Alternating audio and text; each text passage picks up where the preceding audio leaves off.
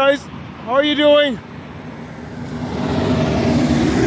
We're here in Tralee this evening, just outside Tralee, in the Killarney side of Tralee, and it's about time Ireland got involved in the farmers' protest that's taken all over France and England and everything at the moment. And this evening between 7:30 and 9 o'clock there was kind of a peaceful protest in Tralee. Long may it last. Like, I don't know much about the price of farming and all this kind of stuff, but just to give you an example, it costs about €5 to shear a sheep, and the farmer gets roughly about €3. So for every sheep that's sheared, it costs somewhere in the region of €2 to the farmer out of his pocket.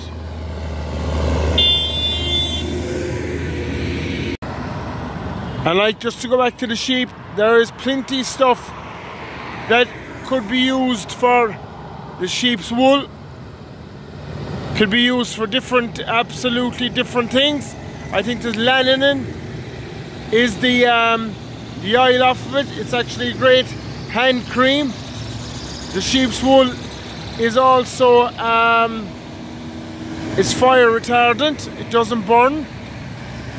It's a great insulator, just for that. And like, here in Ireland, we are now bringing in, I suppose, what we're going to call is cheaper cuts of meat from abroad. There's pork being sold in Ireland inside. Happy buyer!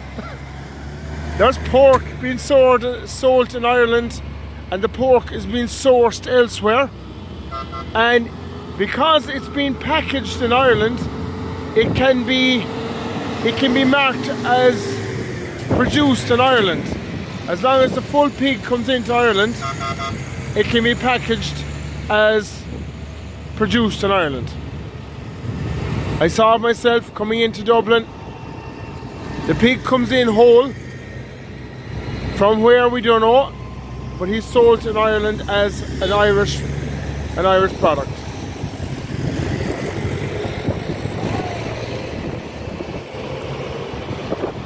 So unfortunately we need a lot more of this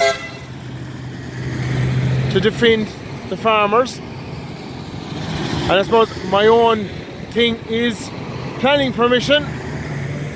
An awful lot of farmers and farmers' sons are finding it extremely hard to get planning permission on their own land, especially if they're on an N road. For those of you who don't know, we have 3 different types of roads in Ireland. We have an N, which is a national road. This is a national road. We have the L road, which is local roads, and we have the motorways. But you cannot get entrances onto your own land off of the N roads anymore in Ireland, and it's causing an awful lot of farmers' sons to leave the farm and maybe go elsewhere to build houses. Then you have farmers' sons ending up leaving the farm, but they can't. First of all, they can't get what do I call it? They can't get planning permission. Secondly, they can't get a job in the local community or local whatever, which is completely, I won't even say the word. Thank you very much. And it's an absolute disgrace. And I know a lot of people that say, okay, you've an asset. It's not an asset. The land is really not yours. The land, you're only a guardian of the land for a number of years while you're there.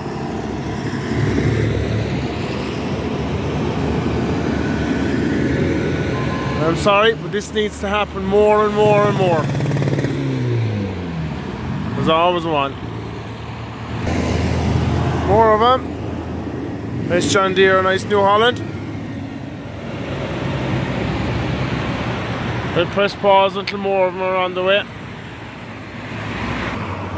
And really and truthfully, lads, all the farmers of Ireland and of the world want is to get, I suppose, fair treatment and a fair price for their product.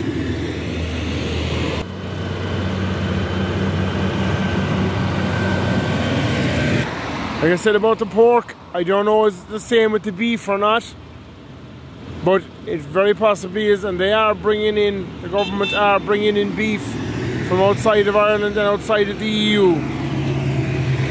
Alright guys, thanks very much. I'll try and maybe get in a few more bits and pieces.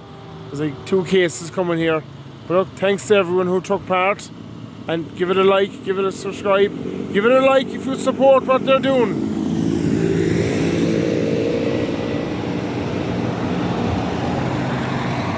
Give it a like if you think farmers should get a fair price for their product, and I suppose not depend on subsidies. That's what it's all about. Like even the cost of milk has been slashed this year as well in Ireland.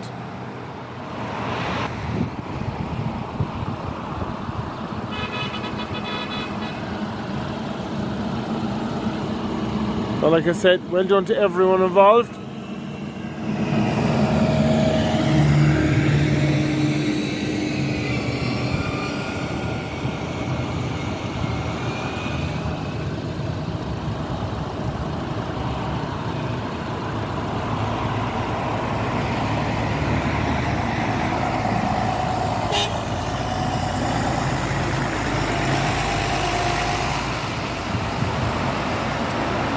Enough is enough.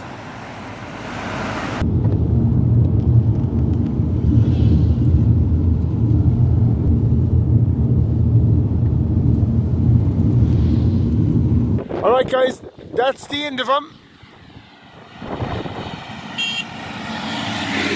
Like I said, give a like if you support the farmers.